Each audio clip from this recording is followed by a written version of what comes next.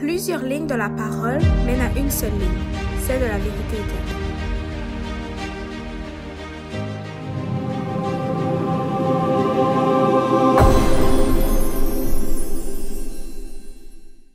Si la route parfois est ardue et sévère, supportons vaillamment fatigues et douleurs.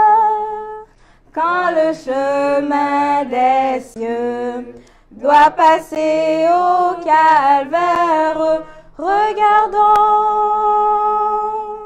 à Jésus.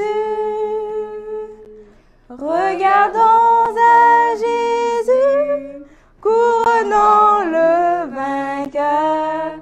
Regardons à Jésus, couronnons le vainqueur.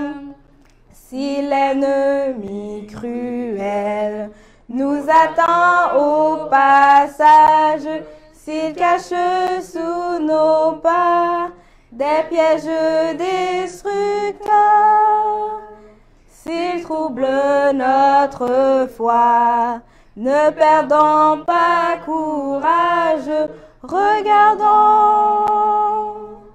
à Jésus, regardons à Jésus, couronnons le vainqueur, regardons à Jésus, couronnons le vainqueur.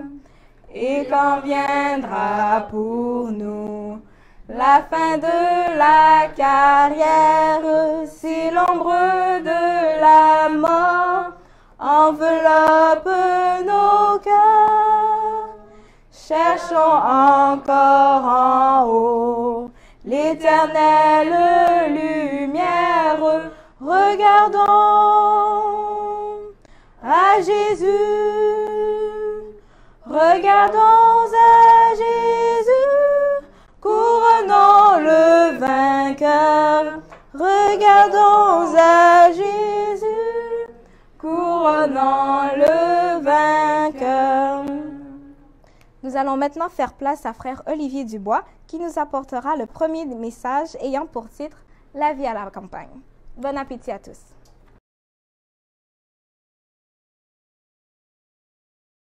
Bonjour à tous.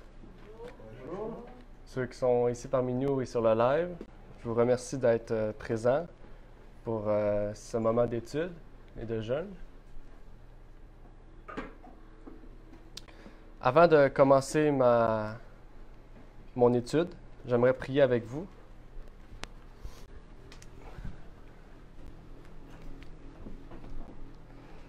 Notre Père est aux cieux. J'aimerais aujourd'hui amener ma requête de prière qui est de nous permettre qu'en ce moment de jeûne, Seigneur, nous puissions comprendre davantage ce que tu nous dis dans l'Écriture de ta parole. Notre thème est la séparation divine, Seigneur, et tu nous démontres dans ta parole qu'une séparation doit avoir lieu, non seulement dans notre compréhension, mais aussi dans notre vie, Seigneur, physique. Nous devons nous séparer du monde qui nous entoure. Nous devons vivre une vie que ton Fils Jésus-Christ a vécue, Seigneur. Donc, permets-nous que ce jeûne puisse être une compréhension de cela et que nous puissions la mettre en place dans notre vie, Seigneur. Je te prie au nom de ton Fils Jésus-Christ. Amen. Amen. Amen.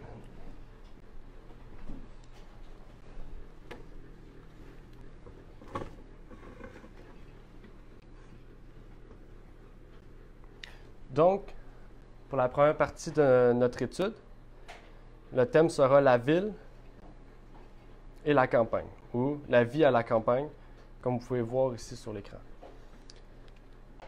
OK, nous allons voir aujourd'hui dans notre étude comment la vie à la campagne est une démonstration d'une séparation divine. Nous allons voir quelle est l'importance d'une vie à la campagne, pourquoi la vie à la campagne est importante, non seulement parce que nous vivons dans la nature, mais aussi par rapport à d'autres choses que nous allons voir. Et par la suite, si à la fin il y a des questions, nous allons y répondre du mieux que nous le pouvons, par la Bible et par les esprits de prophétie. je vous conseille d'avoir entre vos mains, si vous les avez, Événements des derniers jours, Ministère de la guérison et le Conseil à la nutrition.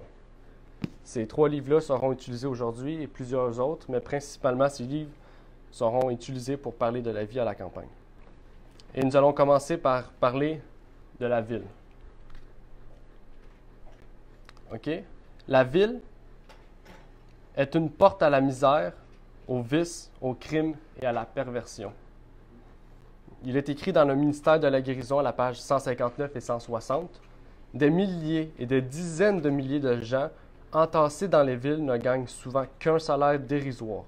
Et dans bien des cas, ce salaire ne leur sert même pas à se procurer du pain, mais passe dans la caisse du cabaretier en échange de boissons qui ruinent leur corps et leurs âmes. Ces gens pourraient avantageusement travailler à la campagne. Beaucoup considèrent le travail comme une corvée et essayent de gagner leur vie au moyen d'expériences plutôt que par un labeur honnête. Cette manière d'agir ouvre toute grande la porte à la misère, au vice et au crime. Donc, qu'est-ce qu'on voit là? C'est que les villes, non seulement c'est un milieu où on peut voir la pauvreté règne, puisqu'il nous parle d'un salaire dérisoire, mais c'est aussi un lieu où de milliers de personnes sont entassées l'un dans l'autre. Et je me rappelle d'un pasteur qui m'avait déjà dit que les villes, c'est une place, c'est une cage à rats, une cage à poules, où que plusieurs personnes sont enfermées dans un lieu, mais sans liberté.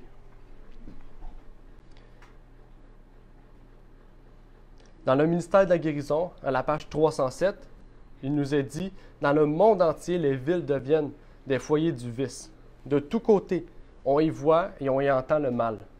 Partout, on y trouve des incitations à la sensualité, à la dissipation. La marée de la corruption et du crime monte sans cesse. Chaque jour apporte le récit de nouvelles violences, de vols, de meurtres, de suicides et de crimes innommables. » On voit que la violence, le vol, le meurtre, le suicide et le crime règnent. Donc, cela affecte non seulement les gens qui se font attaquer par ces choses-là, mais les alentours.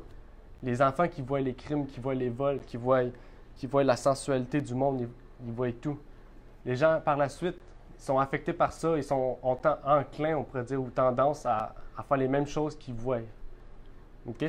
Si on écoute, par exemple, un film, c'est la même chose. On écoute un film, on a tendance à voir ce que le film fait et à l'appliquer dans notre vie. Mais pourtant, c'est pas ça qu'on devrait faire. Ici, il y avait une image que je voulais vous montrer. C'est un résumé de tout ce qu'on va y lire. Cette image sera publiée sur ligne demain matin pour ceux qui voudraient voir le résumé de l'étude qu'on aura fait. Dans le fond, c'est un résumé de tous les textes qui parlent de la ville et les exemples bibliques de ceux qui ont vécu dans la ville et qui n'ont pas écouté l'appel de Dieu à sortir des villes. Et un exemple des points forts de la campagne et qui démontre les exemples bibliques de ceux qui ont vécu dans la campagne et qui ont, on pourrait dire, vécu la vie que Dieu demande. Dans un bulletin de la conférence générale du 30 mars 1903, il est dit « Ces villes sont pleines de toutes sortes de méchanceté, avec des grèves, des meurtres et des suicides. Satan y a sa demeure, et il dirige les hommes dans leurs œuvres de destruction.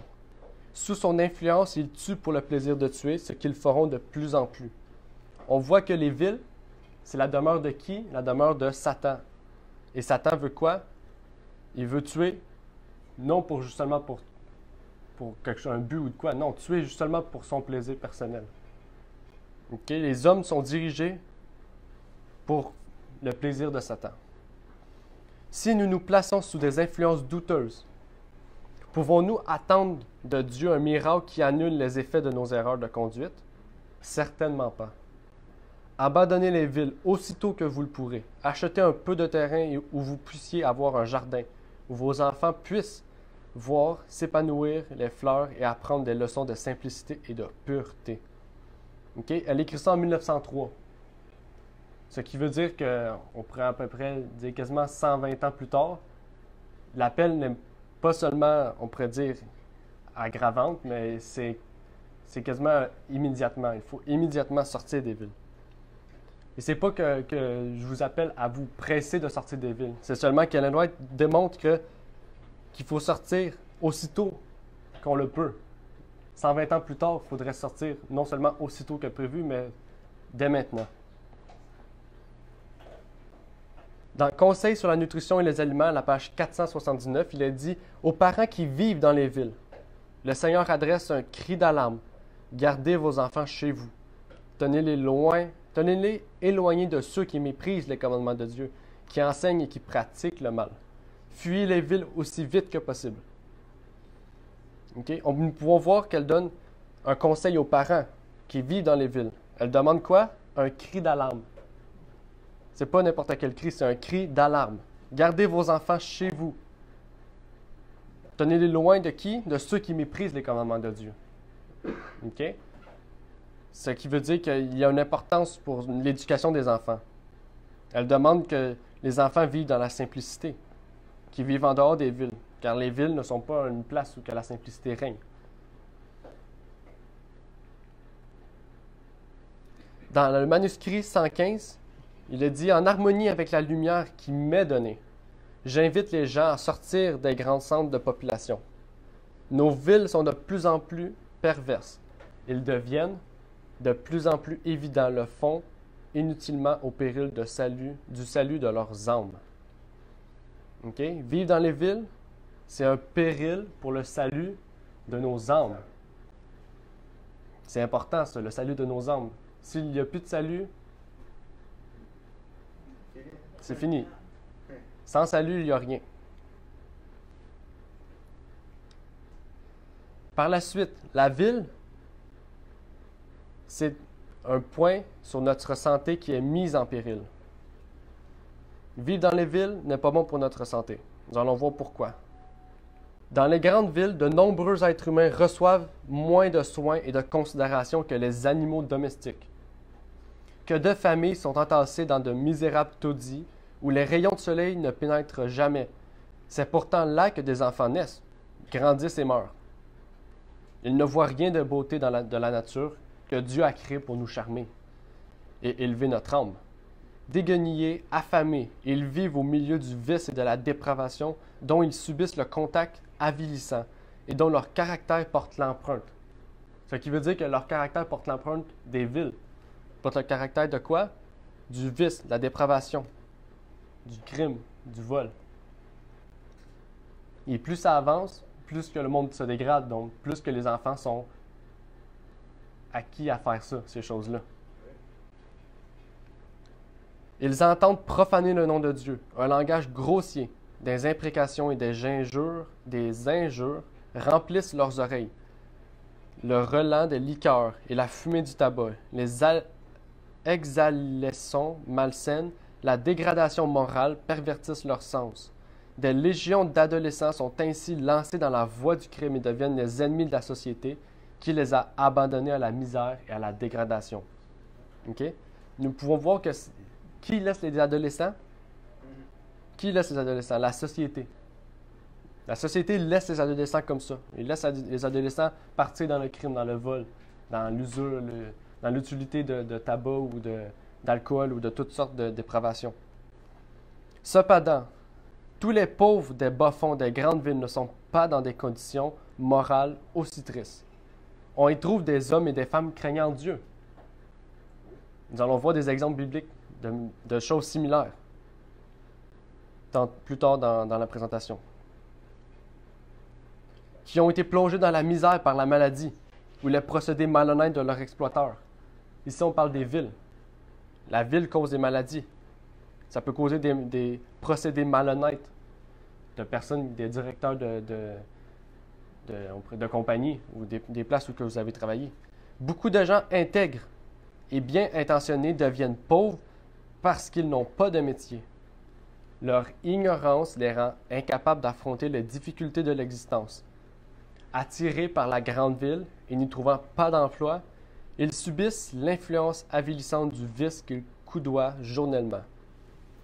Mêlés à la lie de la population et souvent confondus avec elle, ça dit bien confondus, Ils ne réussissent à éviter la déchéance que par une lutte surhumaine et grâce à la puissance d'en haut. Ils réussissent à survivre grâce à qui? Seulement par Dieu. Beaucoup maintiennent leur intégrité, préférant la souffrance au péché. Ces gens ont particulièrement besoin de secours, de sympathie et d'encouragement. Okay, le paragraphe qu'on vient de lire, c'est quelque chose qui est important, qui est gros, ça nous affecte. Donc, il faut prendre une position sur cela. Si les pauvres entassés dans les villes allaient habiter à la campagne, ils pourraient non seulement y gagner leur vie, mais y trouver la santé et le bonheur qu'ils ne connaissaient pas aujourd'hui. Un travail ardu, une nourriture frugale, une économie rigoureuse, parfois des difficultés et des privations seraient leur lot. Mais quelle bénédiction pour eux de quitter la ville. Pourquoi? Car ils quittent la misère, la tentation, les incitations au mal, le crime, pour y vivre où? Dans la quiétude, l'inverse de la ville. La ville, c'est l'inquiétude, la campagne, c'est la quiétude. Vivre dans la paix, vivre dans la pureté. Pour beaucoup d'habitants des villes qui n'ont pas un pouce d'herbe verte où poser le pied, qui, après années et années, n'ont pour tout horizon que des rues étroites, des cours sales, des murs et des pavés, et pour ciel des nuages de poussière et de fumée. La vie à la campagne au milieu des prés verdoyants, des bois et des collines sont un ciel resplendissant de clarté. Dans une atmosphère pure et vivifiante, il serait un avant-goût du ciel. Affranchi dans une large mesure du contact et de la dépendance des hommes, éloigné des coutumes et des pratiques perverses du monde, de ses amusements malsains, il subirait l'influence bienfaisante de la nature. La présence de Dieu leur deviendrait plus sensible et beaucoup apprendraient à compter sur lui. Ils entendraient sa voix leur parler de paix et d'amour, et leurs êtres tout entiers, corps, âme et esprit, répondraient à l'appel de celui qui guérit et vivifie. Le ministère de la guérison à la page 160 et 161. Ce passage est un passage très important qui, on pourrait dire, qui démontre vraiment la vie de la ville, d'où l'importance de vivre à la campagne. On peut lire aussi dans le ministère de la guérison à la page 223. Le bruit, l'agitation et la confusion des villes, l'existence artificielle qu'on y mène épuise les malades. Pourtant, on les met dans des hôpitaux, mais les hôpitaux sont dans des villes. Donc, ça ne les guérit pas, ça les rend plus malades au point de les faire mourir. On pourrait dire ça, on regarde ça comme ça. L'air chargé de fumée, de poussière, de gaz empoisonnés et de germes morbides met leur vie en péril. Enfermés pour la plupart entre quatre murs, ils finissent par se sentir prisonniers dans leur chambre. Lorsqu'ils regardent par la fenêtre, ils voient des maisons, des pavés, une foule pressée, mais difficilement un coin de ciel bleu, un rayon de soleil, un brin d'herbe, une fleur, un peu de verdure. Confinés dans leur solitude, ils méditent sur leur souffrance et deviennent la proie de leurs tristes pensées. Pour ceux qui sont faibles moralement, les villes abondent en danger. Pour ceux qui sont faibles moralement, la ville abonde de danger. Donc, pour ceux qui sont faibles, ce serait le point important d'aller vivre en campagne. Les malades ayant à vaincre des appétits contre nature, ils sont continuellement exposés à la tentation. On devrait les placer dans un nouveau milieu qui changerait le cours de leurs pensées et où ils subiraient des influences différentes de celles qui ont ruiné leur existence. Il faudrait les soustraire pendant un certain temps à tout ce qui pourrait les éloigner de Dieu et les placer dans un endroit où l'atmosphère est plus pure. D'où l'importance qu'Ellen White apporte en disant que les sanitariums devraient être construits dans les campagnes. Les malades se guérissent par eux-mêmes en voyant la nature, les collines, tout ce que Dieu avait créé, ils guérissent plus vite, à place de les détruire plus vite. Dans le ministère de la guérison à la page 308, il nous est dit « Les conditions physiques, ils sont souvent un danger pour la santé. le contact toujours possible avec des malades, un air vicié, une eau impure, des aliments malsains, des logements sombres, insalubres et exigus sont quelques-uns des mots nombreux qu'on y rencontre. Quelques-uns des mots nombreux qu'on y rencontre. Okay? La ville, c'est un point qui affecte beaucoup notre santé. Non seulement on est ouvert au crime, on est ouvert au vol, au vice, à la sensualité, mais en plus on est ouvert à la dépravation de notre santé. D'où est le plaisir de vivre à la ville? Est-ce qu'il y a un plaisir de vivre à la ville? Peut-être pour un non-chrétien, il y a des plaisirs. Ben pour un chrétien qui veut se détacher du monde, vivre la séparation du monde et vivre avec Dieu, il n'y a aucun plaisir à y avoir. Justement, on arrive au point où que la ville est une place où que l'amusement abonde. On pourrait parler de tout, les casinos, les bars, tout ça. Dans la nature, ça n'existe pas. Mais dans les villes, ça existe. Un bar, ça existe dans la ville. Mais dans la nature, ça n'existe pas parce que ça ne marchera pas. Il n'y a pas personne dans la nature. C'est calme, c'est paisible. C'est ce que Dieu veut qu'on aille. La vie est anormale et artificielle. L'apprêter au gain, le tourbillon des plaisirs et des jouissances, la soif du luxe et de l'extravagance détourne la pensée du but que nous devons poursuivre et ouvre la porte à des maux sans nombre exerçant sur la jeunesse un attrait presque irrésistible. La jeunesse, c'est un groupe de personnes on pourrait dire, qui ne connaît pas beaucoup la vie. Donc, qui va essayer d'exploiter sa vie au maximum. Aller faire tout ce qui bouge, aller voir tout ce qui bouge, tout ce qui fait, aller découvrir la vie. Mais s'il vivrait à la campagne, il voudrait voir ce que Dieu crée. Il voudrait être curieux par rapport à ce que Dieu crée. Il voudrait essayer de connaître comment la nature est faite, comment cultiver, comment jardiner, comment les arbres ils fonctionnent. À la place de savoir comment boire un verre d'alcool ou savoir comment fumer, c'est pas... on voit la différence. L'une des tentations les plus subtiles et les plus dangereuses qui assaillent les enfants et la jeunesse des villes, c'est l'amour des plaisirs. Les jours de vacances, les sports et les jeux dont le nombre va sans cesse croissant, les détournent des humbles devoirs de l'existence. Okay? Les humbles devoirs de l'existence. Là, on parlait de salut tantôt, là, on parle de l'existence. L'argent qui aurait dû être épargné pour un meilleur usage est ainsi gaspillé en amusement.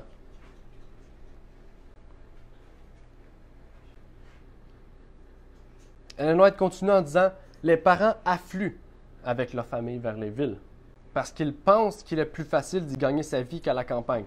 Mais on a vu plus haut que la vie à la ville est plus dure que la vie à la campagne. Les enfants n'ayant rien à faire quand ils ne sont pas à l'école obtiennent une éducation de rue. Ils acquièrent des habitudes de vice et de dissipation auprès d'associés malveillants.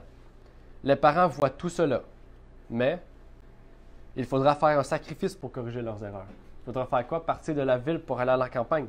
Les enfants doivent sacrifier une part de seulement leur temps, mais aussi leur métier pour aller vivre à la campagne. Mais si les parents sont honnêtes avec Dieu, ils doivent faire leur devoir de parents, de bons parents chrétiens. Ils doivent quitter les villes. Ils restent là où ils sont, jusqu'à ce que Satan prenne le contrôle total de leurs enfants. Il vaut mieux sacrifier toute considération mondaine que de mettre en danger les précieuses âmes confiées à vos soins. Il vaut mieux sacrifier toute considération mondaine que de sacrifier son salut, que de sacrifier sa vie. Elles seront assaillies par les tentations. Et il faut leur apprendre à les affronter. Mais il est de votre devoir de couper toute influence. C'est le devoir des parents. Dieu donne la possibilité, les parents prennent la décision. Comme les jeunes aussi, arrivent à un âge où ils doivent prendre des décisions, c'est la même chose. Dieu montre les opportunités. Si tu appelles Dieu, Dieu va répondre à ta prière. Mais si le parent ou l'enfant ne choisit pas de prendre le pas que Dieu leur a montré, Dieu ne peut pas choisir pour toi.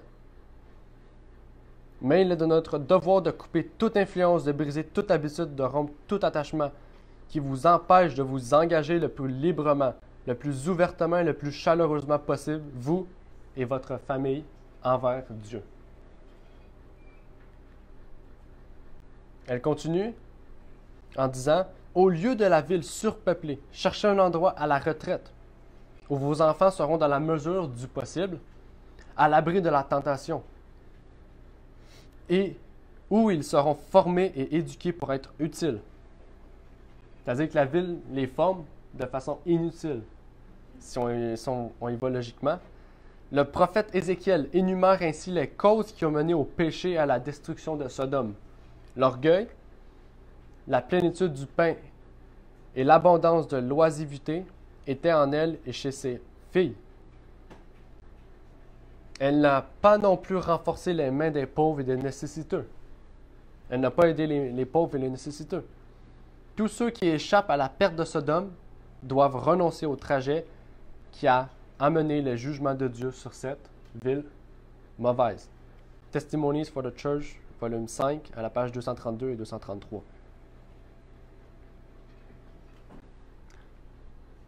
On continue en démontrant que la ville, c'est une condition de vie qui est difficile. Dans le ministère de la guérison, elle nous dit, Sir White, les monopoles et les syndicats de patrons et d'ouvriers, les grèves et les lockouts qui en résultent rendent les conditions de la vie urbaine de plus en plus difficiles.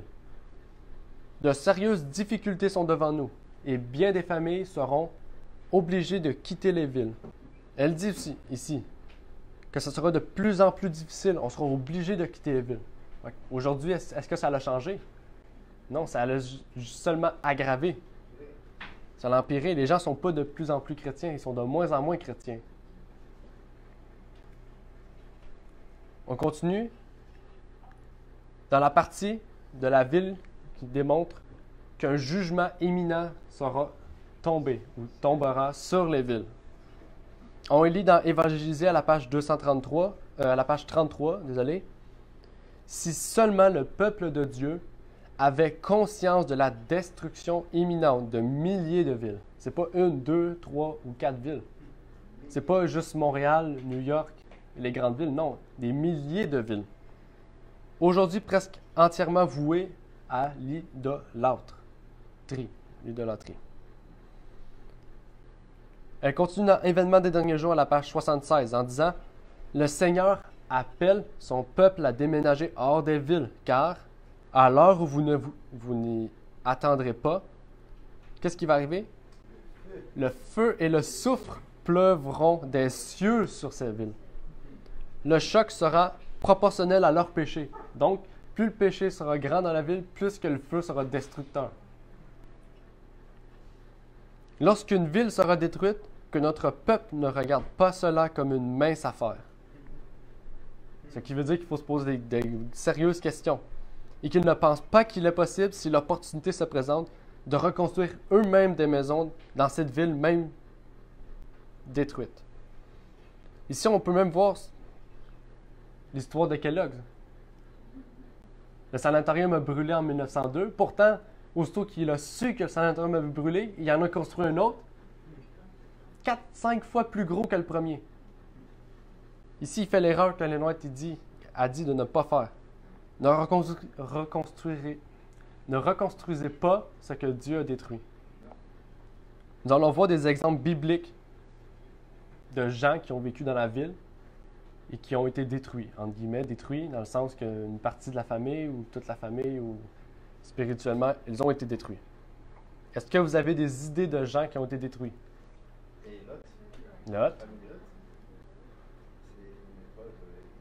Oui, c'est une preuve très évidente. Lot, c'est une bonne réponse. OK, bien, on va lire l'histoire de Caïn avant. Après, on va arriver avec Lot. Puis Caïn s'éloigna de la face de l'Éternel, dans Genèse 4, versets 16 et 17, et habita dans la terre de Nod, à l'orient d'Éden. Caïn connut sa femme. Elle conçut et enfanta Enoch. Il bâtit ensuite une ville, et il donna à cette ville le nom de son fils, Enoch.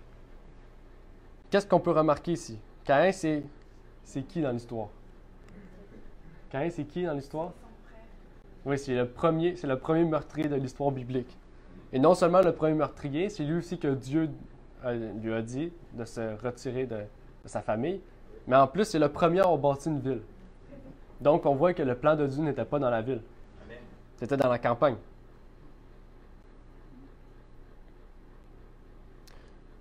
Donc, nous arrivons à l'histoire de Lot,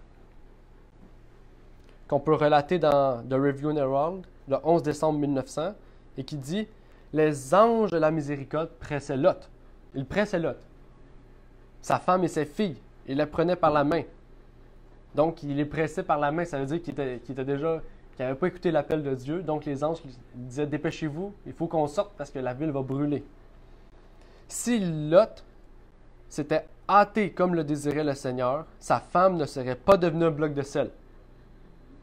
Ne soyons pas indécis comme Lot. On entend l'appel de Dieu, il ne faut pas être indécis. Parce qu'il va arriver avec la même chose que Lot. Sa femme va être changée en statue de sel et ses enfants auront déjà commis tendance à avoir subi l'éducation de la rue, comme Ellen a expliqué, et à être tendance au crime, au vice, à la sensualité. La même voix qui engageait Lot à quitter Sodome nous dit « Sortez du milieu d'elle et séparez-vous. Ne touchez pas à ce qui est impur. » 2 Corinthiens 6, verset 17. Ceux qui écoutent cet avertissement trouveront un refuge. C'est-à-dire que Dieu va trouver un refuge pour son peuple si le peuple de Dieu écoute son appel. Que chacun se tienne bien éveillé et s'efforce de sauver sa famille. Ce n'est pas seulement pour le salut, votre salut, c'est pour le salut de votre famille. Lot avait le salut de sa famille entre ses mains. Est-ce qu'il a fait le bon choix de quitter à cette heure-là? Non, puisqu'il a perdu sa femme et ses enfants, ses filles. Il était trop tard.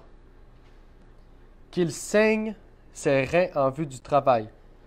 Le Seigneur fera connaître ce qui doit être suivi, pas à pas. Écoutez ce que Dieu dit par l'apôtre Paul.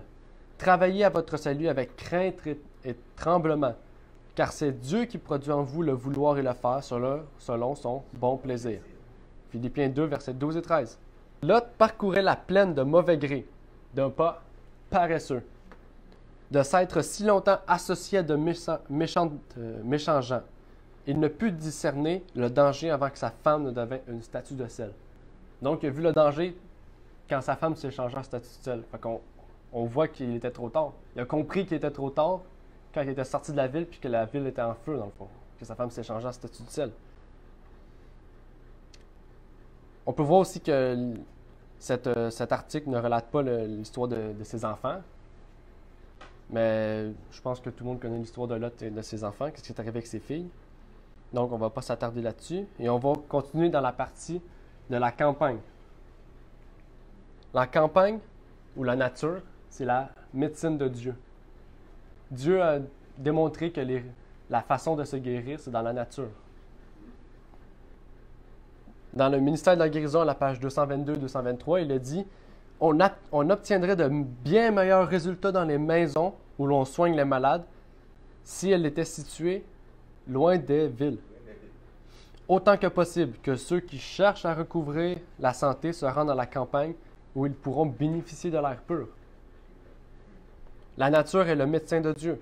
L'exercice en plein air, au soleil, parmi les arbres et les fleurs, les vergers et les vignobles, donne la santé et la vie. C'est important. Les médecins et les infirmières devraient encourager leurs patients à vivre beaucoup au grand air. La vie à la campagne est souvent le seul remède nécessaire à bien des malades et aussi bien des maladies. On regarde ça comme ça. C'est ainsi que l'on guérit merveilleusement les maladies qui résultent des excès de la vie moderne. Donc, il y a certaines maladies qu'on peut guérir qu'en sortant des villes, parce que c'est des maladies qui sont causées par les villes. Donc, causer une maladie par sa cause, c'est difficile. Mais guérir une maladie parce que Dieu donne, ça c'est plus facile. Combien le calme et la liberté de la campagne seraient appréciés des malades. Fatigués de la vie des villes, de l'éblouissante clarté de leur lumière et de l'étourdissante vacarme de leurs rues. Ok, on va arrêter ici. J'ai une petite histoire à vous raconter. Quand j'ai pris mon cours de français, j'ai appris que avant que les lumières soient créées, les lampadaires, dans le fond, pour la nuit, les gens ne se promenaient pas dans la rue. Les gens, dans la nuit, il n'y avait personne dans les rues, parce qu'il n'y avait pas de lumière. Donc, il n'y avait aucun moyen de pouvoir voir ce qui est arrivé, qu'est-ce qu'il y a eu. Mais quand dans les années début du 19e siècle est arrivé et que les lampadaires sont apparus, le crime a augmenté, la sensualité a augmenté, les vols ont augmenté parce que la nuit, c'est plus facile à voler, à commettre l'adultère, bon, vous savez à peu près. Mais depuis que la lumière est créée, on pourrait dire la lumière humaine est créée, mais le crime, le vol et l'adultère ont augmenté. Avec quelle joie il contemplerait les scènes de la nature, comme il serait heureux de s'asseoir en plein air, de jouir du soleil et de respirer le parfum des arbres et des fleurs. Là, on ne respire pas le parfum des grands magasins, on respire le parfum que Dieu nous donne, le parfum 100% pur. Il y a des propriétés vivifiantes dans les émanations des pins, des sapins et d'autres arbres. Vivre à la campagne, c'était le dessein de Dieu. Il n'est pas conforme au dessein de Dieu que les hommes s'entassent dans les villes, que les hommes forment des cages à poules. Ce n'est pas ce que Dieu voulait. Dieu plaça nos premiers parents à Montréal? Non, ils l'ont placé où? Dans le jardin. Ils les ont placés au milieu des scènes de champêtre dont il voudrait nous faire jouir encore aujourd'hui. Plus nous nous rapprocherons du plan originel de Dieu, mieux nous obtiendrons la santé du corps et de l'esprit. Donc, plus qu'on se rapproche du plan que Dieu avait donné à Adam et Ève, plus notre corps et notre esprit sont en meilleure santé. Non seulement c'est le plan de Dieu, la nature c'est la médecine de Dieu, mais pour les enfants, c'est la véritable éducation. Les parents doivent comprendre que l'éducation qu'ils donnent à leurs enfants contribue pour une bonne part au salut de leurs âmes, au salut des âmes de leurs enfants. Donc, on revient non seulement aux âmes des parents, mais aux âmes des enfants. L'éducation, donc, si on voit une éducation on pourrait dire, qui est mal faite, ça peut être une cause aussi de défaillance chez le salut d'un enfant, comme ça peut être une cause de défaillance pour un enfant qui va suivre les commandements de Dieu. Donc, il faut que les parents prennent une bonne décision. Quand ils veulent s'établir, il faut qu'ils prennent une bonne décision. À la campagne, on aura l'occasion de beaucoup s'exercer, d'une manière utile, en faisant ce qui doit être fait, ce qui aura pour effet de développer les nerfs et les muscles et de favoriser la santé physique. Hors des villes, c'est un vrai commandement, hors des villes. C'est mon message pour l'éducation de nos enfants. Dieu a donné à qui? À nos premiers parents la possibilité de se procurer une vraie éducation en cultivant le sol et en prenant soin de leur jardin.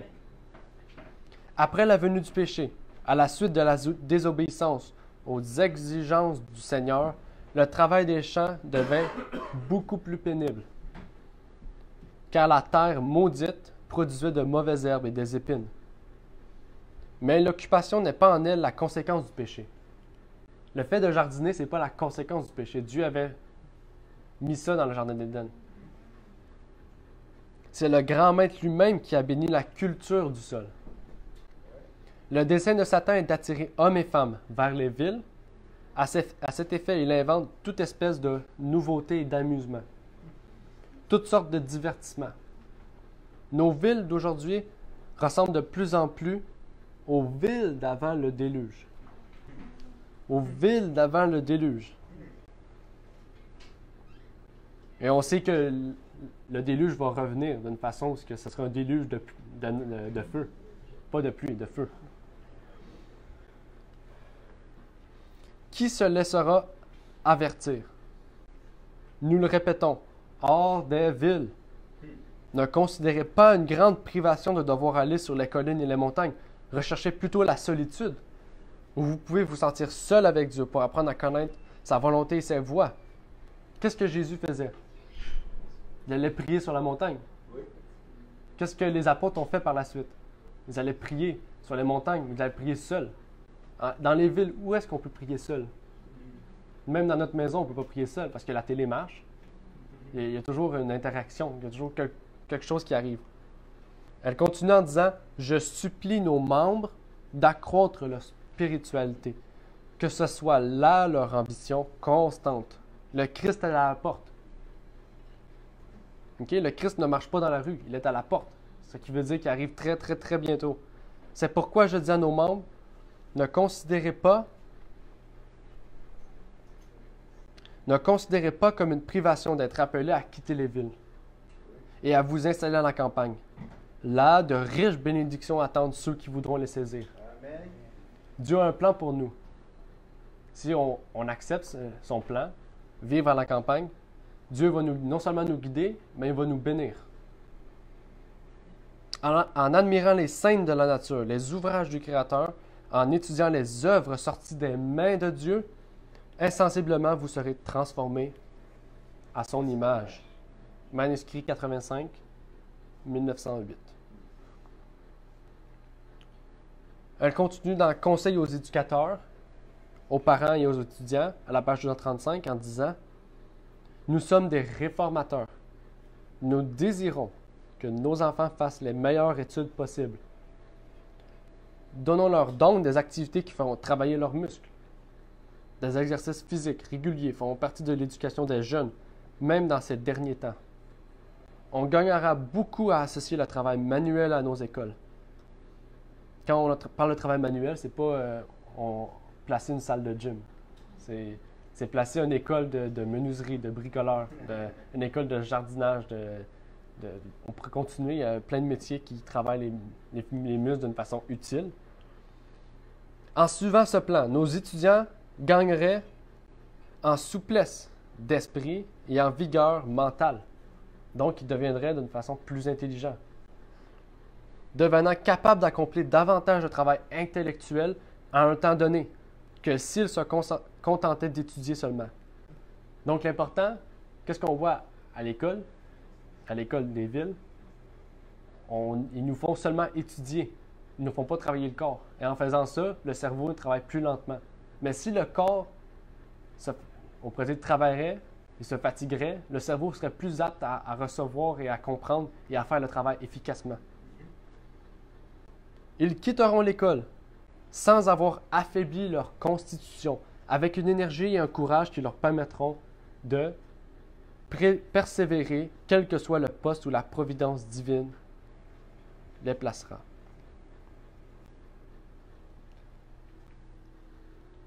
La campagne, c'est pour le salut de nos enfants.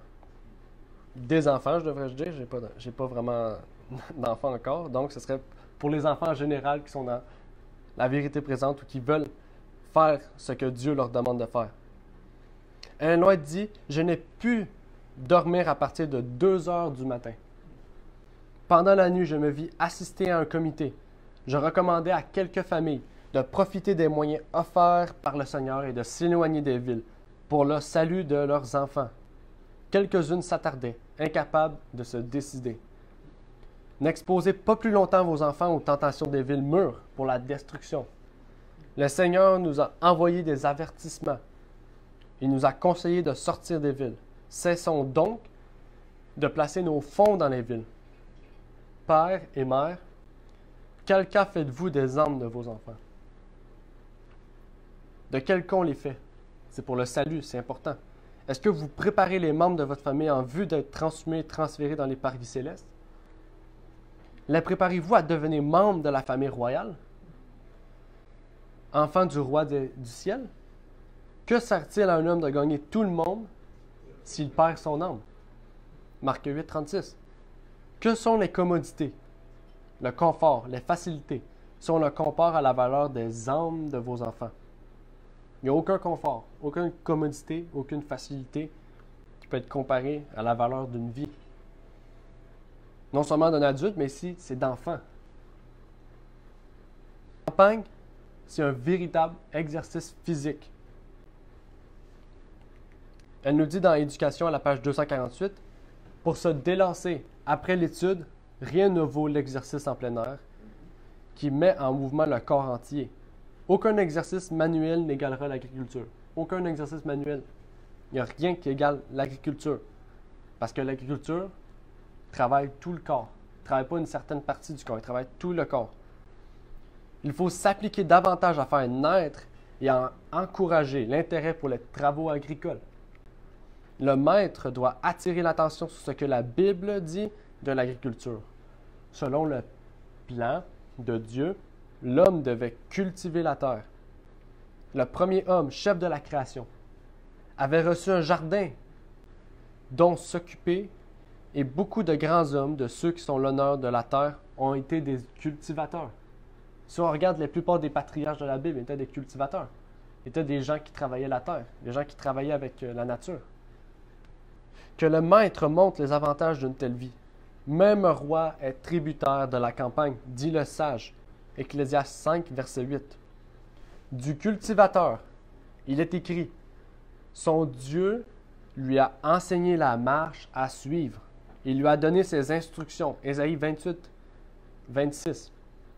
Et aussi, celui qui veille sur un figuier en mangera le fruit. Proverbe 27, verset 18. Celui qui vit de l'agriculture échappe à bien des tentations et reçoit en partage bien des privilèges et des bénédictions qui ne peuvent échoir à ceux qui travaillent dans les grandes villes.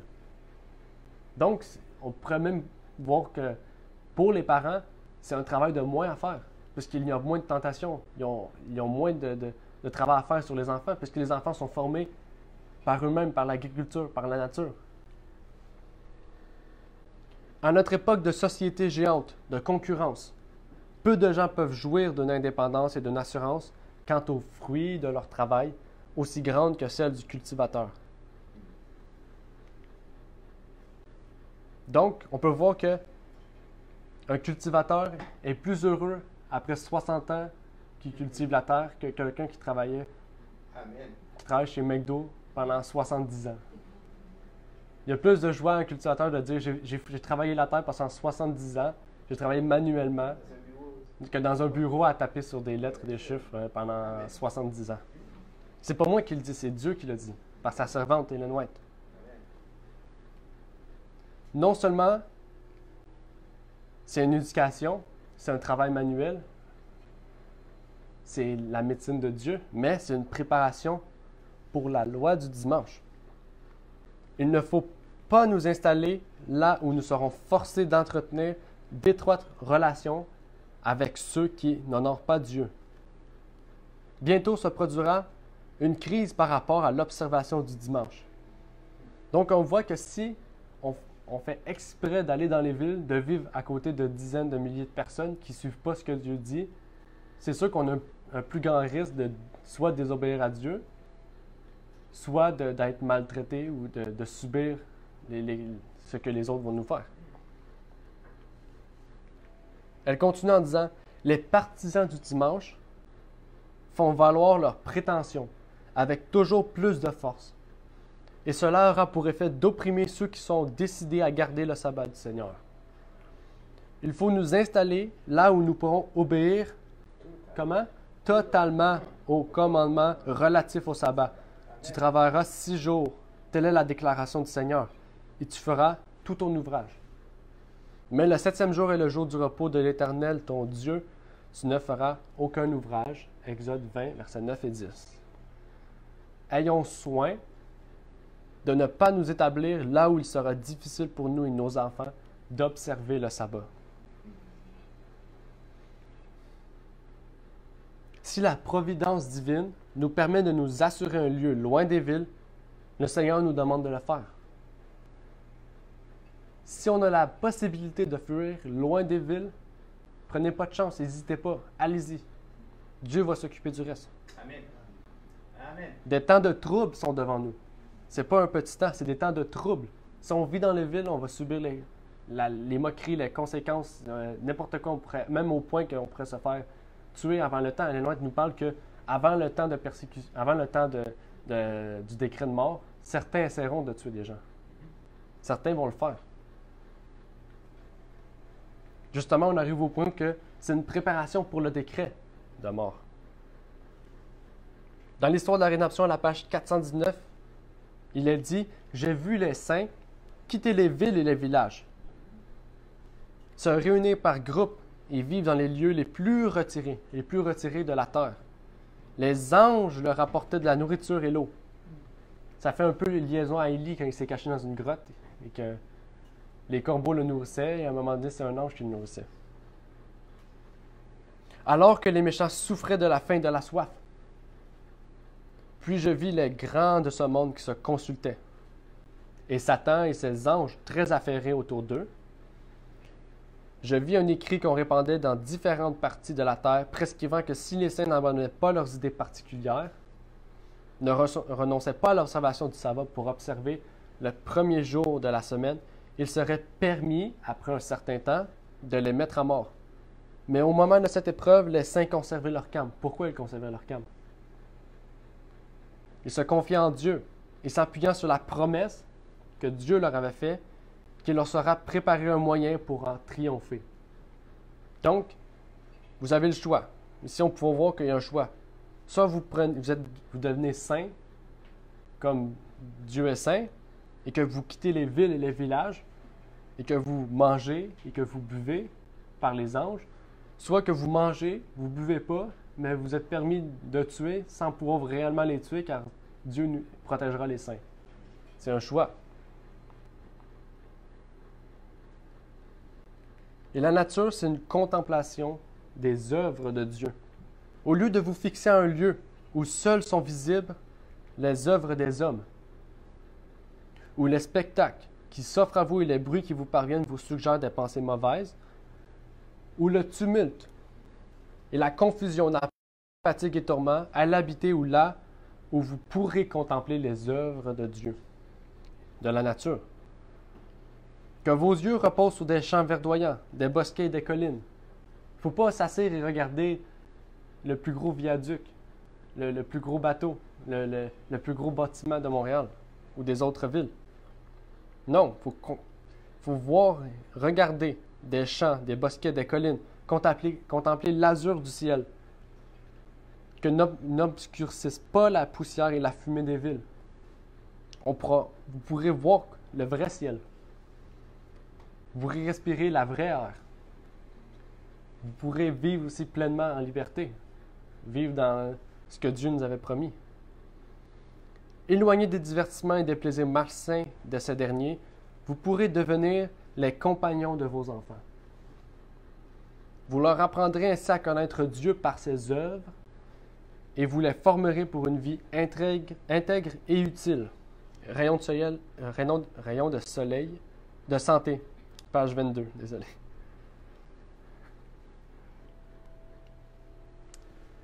Est-ce que vous pensez à des exemples bibliques qui montrent qu'une bonne éducation à la campagne? Jésus? OK. Oui, Jésus, c'est une bonne réponse. On va lire. Oui. Enoch aussi. Abraham, oui. Il y en aurait plein. On pourrait en citer plein. Plusieurs. On va lire l'histoire de Jésus. Dans Jésus-Christ, à la page 54, il est dit « Dès son jeune âge, il fut animé d'un désir unique, celui de vivre pour faire du bien. À cet effet, la nature lui offrait ses ressources. Ce n'est pas les villes qui offraient les ressources, c'est la nature qui offrait les ressources de faire le bien. Les villes n'offrent pas la nature, les ressources pour faire le bien. De nouvelles idées concernant les méthodes à suivre affluaient à son esprit, tandis qu'il étudiait à cet effet la vie des plantes, des animaux et celle de l'homme. Donc, il étudiait ce que Dieu avait créé pour pouvoir aider les autres.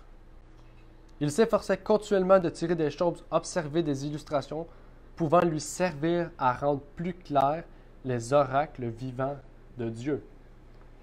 Les paraboles par lesquelles il aimait, pendant son ministère, à enseigner les leçons de la vérité, montrent à quel point son esprit fut ouvert aux influences de la nature et combien de leçons spirituelles il sut tirer de son entourage quotidien. OK, c'est pas un adulte ici qui a fait ce travail-là, c'est un enfant qui a fait le travail d'aider les autres.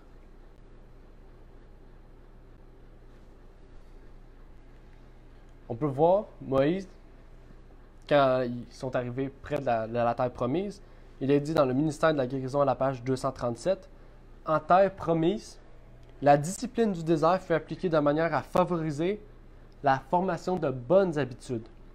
Parce qu'en Égypte, ils les avaient appris quoi? De mauvaises habitudes. Les hommes ne s'entassaient pas dans les villes. Chaque famille possédait des terres qu'elle cultivait, s'assurant ainsi les bienfaits d'une vie sainte et naturelle. Donc, vous avez un choix à faire. Voulez-vous vivre à la campagne pour avoir une éducation, une bonne éducation de Dieu? Amen. Amen. Faire l'exercice physique que Dieu nous a donné par l'agriculture, par le jardinage, par le travail manuel. Est-ce que vous voulez que vos enfants soient sauvés? Que les enfants aient le salut qui mène vers le ciel? Voulez-vous que les parents aussi ont un choix à avoir le salut pour eux et de recevoir ce que Dieu leur avait promis? Si on voit, il leur a promis des bénédictions si on le suit, si on l'accepte. C'est l'appel que je voulais vous donner ce soir, de vivre à la campagne. C'est un choix que nous devons prendre chacun de nous. C'est pas un choix qu'on prend en équipe ou en commun. Merci d'avoir écouté cette vidéo. Pour plus de contenu, abonnez-vous sur notre site Internet. Il est également possible pour vous de nous suivre sur notre page Facebook et de nous contacter par email.